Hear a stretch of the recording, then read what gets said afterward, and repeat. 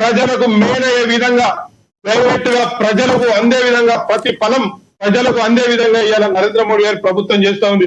ఇవాళ జాతీయ రహదారుల గురించి తెలంగాణ రాష్ట్రంలో చూసుకుంటే 1,88,194 కోట్ల రూపాయలు ఇచ్చింది.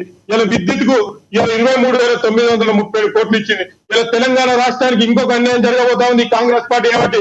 ఏదైతే జైపూర్ మండలం పెగలపల్లిలో ఉన్నటువంటి పవర్ ప్లాంట్ కి 27,000 కోట్ల బకాయిలు ఉన్నది. 27,1200 మెగావాట్లతో ఉన్నటువంటి ఆ పవర్ ప్లాంట్ కు 27,000 కోట్ల రూపాయలు ఇవాళ కాంగ్రెస్ పార్టీ అప్పున్నది. అప్పు ఉండడం కారణంగా కొత్త గడుతున్నటువంటి 800 మెగావాట్ల కరెంటును ఈ రాష్ట్ర ప్రభుత్వానికి మేము ఇవ్వము, మీరు బకాయిలు కట్టట్లేదు, మేము ఇబ్బందులు ఎదుర్కొంటున్నాం అని చెప్పేసి టెండర్ లో రాజస్థాన్ కు కరెంటు సప్లై చేసే విధంగా జరుగుతా ఉంది. అంటే ఈ రాష్ట్ర ప్రభుత్వానికి మన రాష్ట్రం నుంచి కరెంటు పోతున్నా కూడా సోయలేనటువంటి పరిస్థితి.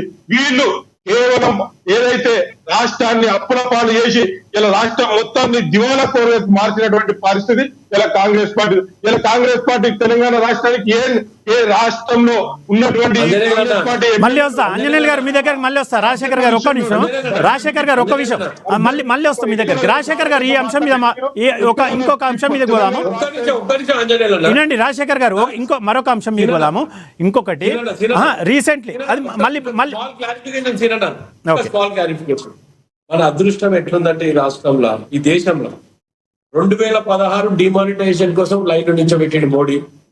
కోవిడ్ సమస్యలు వచ్చినప్పుడు ఆ సమస్యను సరైన రీతిలో తీర్చకుండా లైన్ లో నిల్చోబెట్టిండు మోడీ. ఈ రోజు పెట్రోల్ డీజిల్ ఉందా తెలియక లేదా తెలియక పొద్దున్నేస్తే గత 3 రోజుల నుంచి ఎల్పిజి గ్యాస్ కోసం లైన్ లో నిల్చోబెడుతున్నారు మోడీ. వీళ్ళు మాట్లాడతారు ఏంటన్నా. సరే రాజశేఖర్ గారు ఈ అంశం మీద ఈ అంశాలపైన మళ్ళా చాలా సార్లు మాట్లాడదాము. ఒక్క నిమిషం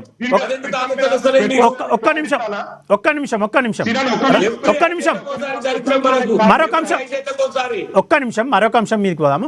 ఒకటి రాజశేఖర్ గారు మళ్ళీ ఒక్క నిమిషం రాజశేఖర్ గారు ఎవ్రీ 5 ఏళ్లకు ఒకసారి ఈ దేశానికి దరిద్రం పడుతుంటది ఏదో ఒక రూపకంగా. ఆ దరిద్రమే మీలాంటి అవగాహన లేనటువంటి రాజకీయ నాయకులు, మీ రాహుల్ గాంధీ లాంటి పప్పు నాయకులు ఉన్నందు కారణంగానే ఈ దేశానికి ఈ విధమైనటువంటి పరిస్థితి పడతా ఉంది. భారతదేశంలో ఎక్కడ కూడా గ్యాస్ సమస్య గాని పెట్రోల్ సమస్య గాని లేదు. అది కేవలం మీ రాహుల్ గాంధీ ఆ అనాలోచిత విధానం కారణంగానే ఇవాళ ఈ సమస్య స్టార్ట్ అయింది. ఏ విధంగా ఉందంటే అబద్ధం మూడంతా తిరిగొచ్చే లోపు నిజం గడప దాటదట అన్న చందంగా ఉంది.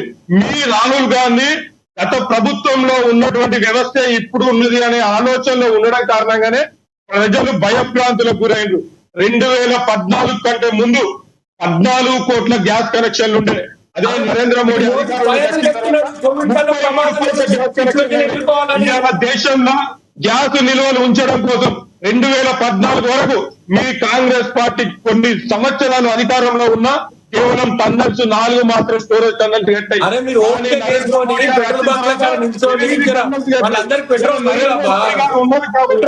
నరేంద్ర మోడీ గారు ఉన్నది కాబట్టి సురక్షితంగా కేవలం మీ యొక్క రాజశేఖర్ గారు సరే ఓకే అంజనేయులు గారు ఒక్క నిమిషం అంజనేయులు గారు ఒక్క నిమిషం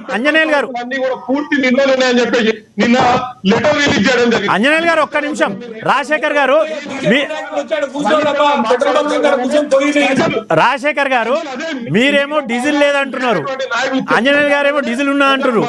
కేంద్ర ప్రభుత్వం చెప్తుంది, రాష్ట్ర ప్రభుత్వం చెప్తుంది. రాష్ట్ర ప్రభుత్వం ఉత్తమ్ కుమార్ రెడ్డి గారు కూడా నిన్న ప్రకటన చేశారు.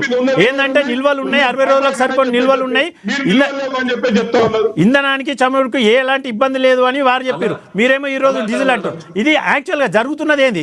డీజిల్ కి సంబంధించిన ఇక్కడ పెట్రోల్ బంక్ లో జరుగుతున్నది ఏంది యాక్చువల్గా ఏంది మీరు చెప్పండి. ఇప్పుడు కేంద్ర ప్రభుత్వం ఆ ప్రకటన చేసింది, రాష్ట్ర ప్రభుత్వం ఈ ప్రకటన చేసింది. పెట్రోల్ బంక్లలో చూస్తుంటే అంతటా లేదు, కొన్ని చోట్లలో ఉన్నది. ఏంది దీనికి కారణం? అంటే ఇటు పొలిటీషియన్స్ కానీ ఇటు మీడియా రంగం కానీ ఏదో జరుగుతుందనే అపోహలు, లేకపోతే ఇది అంతా వల్లనే పబ్లిక్ లో పానిక్ చేసి ఇదంతా చేస్తున్నారా ఏంది అసలు? ఉదయం నేను బయలుదేరదాం అనుకున్నాను. పెట్రోల్ బంక్ ఉదయం పోగానే 1/2 కిలోమీటర్ క్యూ ఉందన్న. నేను మీ వాడికి ఫోన్ చేసి అన్న నాకు కొంత ఇబ్బంది అవుతుందన్న, నాకు డీజిల్ లేదు బండ్ల, నేను ఇక్కడి నుంచే మాట్లాడుతాను, ఇక తప్పదు నాకు, నెట్ సరిగ్గా లేకపోయినా ఏదో కింద మీద పడితే ఈయనే ఈ నుంచే మాట్లాడతాను చెప్పినన్నా నేను. ఏంది అసలు మరి ఉత్తమ్ కుమార్ రెడ్డి గారి ప్రకటన అట్లున్నది అంటే మరి ఉత్తమ్ కుమార్ రెడ్డి గారు చేసిన ప్రకటన రాంగా? పానిక్ కారణం ఎవరన్నా మోడీ గారు కాదా? ఈ పానిక్ సిచ్యువేషన్ దేశంలో తలెత్తడానికి ఎవరైనా కారణం లోకపోతే తెలుసుకోండి, మోడీ గారు కాదు. దీనికి కారణం ఏంటంటే పెట్రోల్ డీజిల్ చెప్పేది నాగని ఒక 2 నిమిషాలు పార్లమెంట్ ఆయన చెప్పిన వాయిస్ తీసుకో అంజనేయులు గారు. మాట్లాడింది ఉత్తమ్ కుమార్ రెడ్డి మాట్లాడిన మోడీ గారు. ఒక్క నిమిషం నేను చెప్తా కదా, దాని క్లారిటీ తాగండి. ఇవాళ ఏదైతే ఏదైతే పెట్రోల్ పంపులు రామూర్తి గారు మార్చి ఇయర్ ఎండింగ్ కాబట్టి కేవలం నెట్ పేమెంట్ కట్టి పాత బకాయిలు కట్టాలి, లేకపోతే నెట్ పేమెంట్ కట్టి డీజిల్ తెచ్చుకోవాలి, పెట్రోల్ తెచ్చుకోవాలి. కొన్ని పెట్రోల్ పంపు యజమానుల సంఘం రాష్ట్ర అధ్యక్షుడు చెప్పిండు నిన్న క్లారిటీగా, పెట్రోల్ డీజిల్ ఉన్నది మాకు ఇప్పుడు ఏదైతే మార్చ్ ఎండింగ్ కారణంగా మాకు ఉద్దరం దొరకట్లేదు, మాకు మేమైతే ఎవరికైతే ఉద్దర పోసినామో ఆ ఉద్దర పోసిన వాళ్ళు మాకు పైసలు ఇవ్వట్లేదు, మేము తెచ్చుకోవడంలో కొద్దిగా లేట్ అవుతుంది, ఆలస్యం అవుతుంది అని చెప్పేసి క్లారిటీగా ఆ రాష్ట్ర పెట్రోల్ బంక్ అసోసియేషన్ రాష్ట్ర అధ్యక్షులు వాళ్ళే స్వయంగా చెప్పిండ్రు. అంతేకాకుండా దాని నుంచి ఒక లెటర్ కూడా రిలీజ్ చేసారు నిన్న. ఇంతకంటే ఏం కావాలి?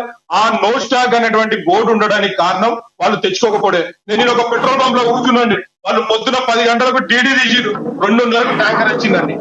అంటే వీళ్ళు ఎప్పుడైతే అమౌంట్ డీడీ కడుతున్నారో కట్టిన వెంటనే ట్యాంకర్ రావడానికి సిద్ధంగా ఉంది. ఇలా గ్యాస్ కొరత ఉత్పత్తి, గ్యాస్ ఏదైతే రావాల్సినటువంటి ఏవైతే ఉన్నాయో అవన్నీ కూడా క్లారిటీగా ఈ రోజు బుక్ చేసుకుంటే రేపు వస్తుంది. మాకు ఎండ్ ఆఫ్ ద డే ఏం కావాలి? మాకు టిఫిన్ సెంటర్లలో సరిగ్గా దొరుకుతా లేదా, రోడ్ల మీద స్ట్రీట్ వెండర్స్ ఏం చేస్తుంది అన్నీ ఆలోచన చేయండి. ఈజీగా మాట్లాడుకుంటే ఒక్క నిమిషం రామూర్తి గారి దగ్గర రామూర్తి గారు చెప్పండి.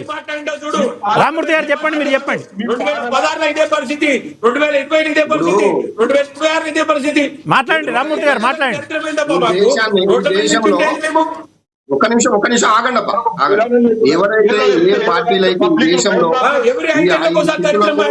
ఈ గతులకు ఈ పరిస్థితులకు కారణమైనరో అంటే వాళ్ళే చంపి వాళ్ళే సంతాప సభలు పెట్టినట్టు వీళ్ళు తెలంగాణ రాష్ట్రం మీద కానీ దేశం మీద కానీ మాట్లాడడం నిజంగా శోచనీయం. ఎందుకంటే ఈ 2 పార్టీలు వీళ్ళు అరుచుకోవడం కానీ తెలంగాణ ప్రజలకు కానీ దేశ ప్రజలకు కానీ ఒక మంచి ఏం చేయాలనే ఆలోచన ఎవరికి? ఇప్పుడు వాస్తవానికి ఏం జరిగింది? యుద్ధం జరుగుతుంటే యుద్ధానికి సంబంధించిన ముందు జాగ్రత్తలు ఏదో దేశంలో మనకి ఏ దేశం కూడా మనకు చెప్పి యుద్ధం చేయదు, కానీ మనం ముందు జాగ్రత్తలు కొన్ని అయితే తీసుకోలేదు. ఇది మోడీ గారు మొన్న అన్న మాట కూడా అదే, మేము ఇంత జరుగుతుందని అనుకోలేదు అనే మాట ఇండైరెక్ట్ గా కూడా ఆయన చెప్పారు. ఇక్కడ ఏంది? ప్రజలకు కూడా అవగాహన లోపం.